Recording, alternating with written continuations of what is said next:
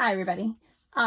This is a module unit lesson 10, and it's all about comparing fractions. So you're going to see some of that going on with what are called fraction tiles. Normally, what we would do in class is I would you color these and cut these out so we all have the same ones. Yours would be paper, mine would be tile. So I'm going to show you some of the ways to compare fractions when you're using fraction tiles. I'm going to include a document on this, so if you can print it, you can print it out and play with these yourself on paper. But if you can't print it, that's okay too. I'm also going to show you some websites where you can play with these as well. So first off, we have our whole. This is one whole. So everything else is going to kind of align up to what the whole looks like. So if you're looking at your fraction tiles, you're looking at one whole. So if I put a half next to it, it doesn't quite match up. We need more to make a whole. So in order to make it match up, I need two halves to make one whole. I'm going to take those off and leave my one whole.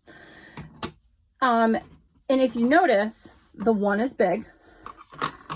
Dividing a piece into two pieces, so you have a half and half, makes it a little bit smaller. But the more times we divide our fractions, the smaller the tiles get. So if I take my fifths, think about if it's going to be bigger or smaller than the halves. Because we're dividing it into 5 pieces instead of 2, it will be smaller pieces, so I'll have more of them. So I have 1/5, 2/5, 3/5, 4/5, 5/5. So these pieces are smaller. It's kind of like when you have a candy bar or a pizza. The more people you divide it among, the smaller your pieces are going to be. So your denominator, your pieces of the whole, the bigger the denominator, the smaller the pieces, which gets a little confusing because a lot of times we think the bigger the number, the bigger the piece. Not in fractions. The bigger the denominator, the smaller the piece. So I'm going to slide these actually down. Well, you know, I'm just going to leave them right where they are and then show you compared to a half, what they look like. So when you're looking at them, the fifths are smaller than the half because we're dividing the fifths into 5 pieces and the half into 2. Okay? So again, when you're comparing fractions and you're looking at the numbers, look at the denominator. The bigger the denominator, the smaller the piece.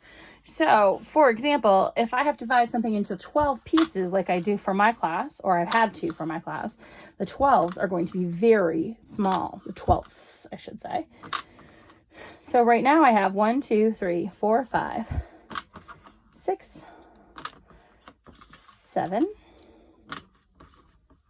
8, 9, 10, 11, and 12. I gotta fix that because I pushed it too hard. It actually looks a little better when you're doing it with the tiles. So I have 12 of those. So 12 12s will make one whole. But if I look at it compared to a half, my half, 1/2 is one bigger chunk because it takes 1, 2, 3, 4, 5, 6 of those to be equal to 1/2. I'm also going to tell you when you do fraction strips, or if you choose to print yours out, you have to line them up oh so carefully. So I'm also going to say that even numbers on the bottom as your denominator are easier to match up than odd numbers. Because when I put my odd numbers in place, actually, that doesn't work right. If you have things that are divisible, it makes it a little easier. But we'll do it this way. So I have 1, 2, 3, 4, 5, 6 12ths. That's the same as saying 2 4ths, which is also the same as saying 1/2. I can also get my sixths out. And I could do 1, 2, 3. Those are all equal to a half. So you have, I'm going to take that whole right out, actually, it makes it a little easier.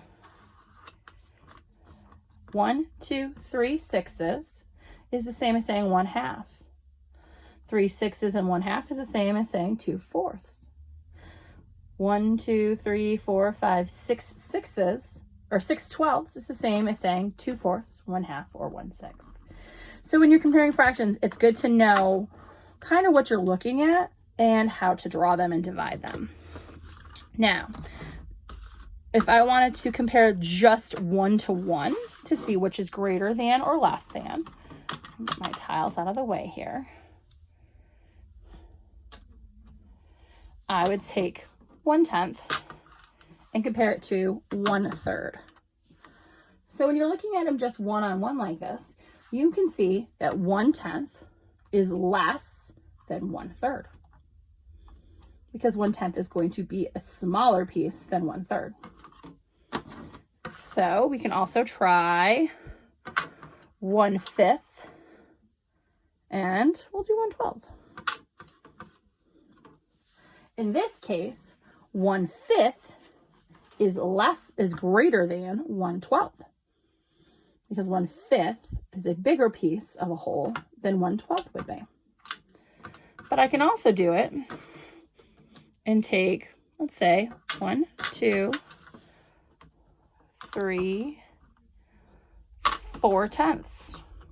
I have 4/10 right there. I'm going to compare it to 1/4. When I compare those, 4/10 is greater than 1/4.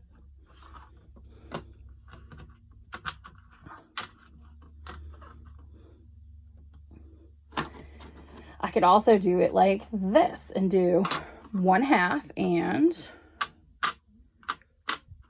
4/8. If I compare 1/2 and 4/8, those are equal. They are equivalent. So when you have something like fraction tiles to play with, it makes it a little bit easier to see how fractions compare. So